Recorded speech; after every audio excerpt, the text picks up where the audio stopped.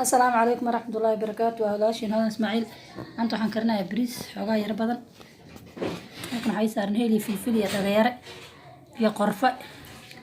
iyo maraq digaag la isku soo daray maraq digaag kala weey la doygo aan ku dhisanayaa halkan waa basal aan soo jarjaray shan xabo basal halkan xawaaji dudu ay ugu jiro halkan waxa ugu jiro toon iyo kamsar ay ugu jiro halkan waxa ugu jiro filfil ay ugu jirto filfisha madow halkan waxa ugu jiro xawaaji burbur shiidan ay ugu jiro halkan heel shiidan ay ugu jiro bacdi ciyaal ku fiiqeen halkan isagana waa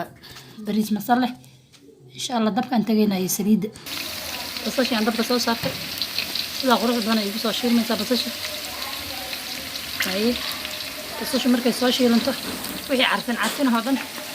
baran ku soo daraa barna markaan bariis ku soo daro kadib aan ku daraa insha Allah waan sameeynaa maraq waa kana hadda ka dhigay hilibka halkan igu jira iyo maraqan bariiskan ku biyeysanayaa suuq soo baxo iyo wixii dambe ku daray waa isla wada arkaynaa insha Allah bariiska waa kana sida qurux badan igu soo shiilmay maraqan ku darayaa hadda insha Allah maraq markaan ku daro daboolkan u dhiibayaa waxyaabaha kala sii diyaarsanayaa insha Allah hilibka waa kaas maraqii dabkan ku soo shubtay hilibkina waa kaas wax yar oo huurna noogu dhiman kadib ma soo guranaa insha Allah hilibka sida quruxda badan igu soo inta tasme oo mataata ayaan ka rabay sida quruxda badan basbaaskina waa kan suugo loo maleeyo saladkina waa kana ma ka qaadi kartaa quruxda ma sha Allah ma sahal kariya sharaf أنا قل يا أبو عبد أنا قل يبيع عادي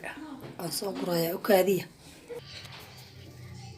أكافريسك ما شاء الله صدق قلت أنا فرفر كوا كصباح ما شاء الله إلى أن نعرف إذا هي سنسي اللي كن صدق قلت له بدنا كصباح ونتاكيا هي كصباح ما شاء الله هذا غير ما أنت من تانك وحقين وش الدعاء يكفي إيدينا وحقينا غير فربنا إن شاء الله.